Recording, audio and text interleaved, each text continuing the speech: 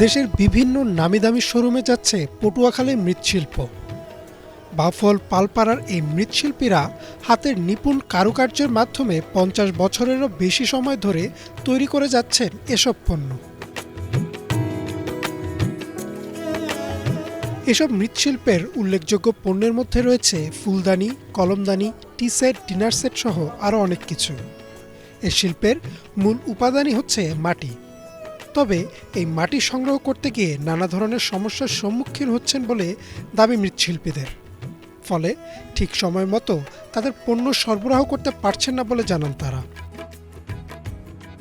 কয়েকটা সংস্থা আছে, যেমন আরং, কুড়িদিজু ডুয়ার্স, ঢাকা হ্যান্ডিক্রাফট। এরা যখন খবর পেল যে এরা মাটির মাল সুন্দর সুন্দর পুঁজি করে, ওনারা আসলো। ওনারা এসে আমাদের সাথে যোগাযোগ করার পরে আমরা ওনাদেরকে ওনাদের ডিজাইনের ডিজাইন অনুযায়ী আমরা মাল তৈরি করে দিতাম। ওনারা ওগুলি বাইরে পাঠাইতো। সিলভার, প্লাস্টিক এগুলি আসায় আমরা একটু কম আমাদের মালের চাহিদা ছিল।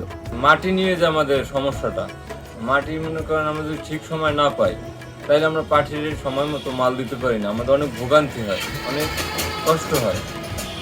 আর যদি মাটিটা আমরা ঠিকভাবে পাই তাহলে আমাদের ব্যবসা আরো উন্নতি হবে। আমরা মাটি আনি কলস কাটে দিয়ে আনি, লোক হয়েছে কলস কাটে মাঝে মাঝে মাঝে টলার আমার পথে আটকাই দেয়, পুলিশে আটকাই দেয়, বা জায়গা হেরা আটকাই দেয়। টিউনের কাছে কয়েকবার যাওয়া হয়েছে। ভালোই কাজ, আগে তো মনে করেন যারা নিজেরা করছে, তো বহুত লোক আছে যারা অসহায় আছে, যারা ইয়ে করলে সংসারে চালার, বাচ্চা কাচ্চা পড়ালেখা করে। তবে বাউফলের পৌর মেয়র বলেন, তাদের এই শিল্পের জন্য প্রয়োজনীয় সবকিছুই আলোচনা করে সমাধান করা হবে। দীর্ঘদিন থেকে তারা আসলে ম্যানুয়ালি এই প্রোডাকশন দিচ্ছে। আমি ইতিমধ্যে মেয়র হওয়ার 2012 সালে মেয়র হওয়ার পরে তাদের রাস্তাঘাট ছিল না, তাদের সুপেয় পানির ব্যবস্থা ছিল না, তাদের আবাসস্থলের যাওয়ার মতো যে যোগাযোগ ব্যবস্থা সেটি আমি তৈরি করে দিয়েছি, তাদের ঘাটলা তৈরি করে দিয়েছি। এমনকি তাদের যে মাটিটি যেখান থেকে সংগ্রহ করা হতো সেখানেও বাধাগ্রস্ত হইতো। সেই বাধাকে আমি অতিক্রম করেছি, তাদের সাথে কথা বলেছি, তারা যেন সহজলভ্যভাবে এই মাটিটি পায়। কারণ সব জায়গার মাটি দিয়ে কিন্তু এই মৃৎশিল্প তৈরি করা সম্ভব নয়।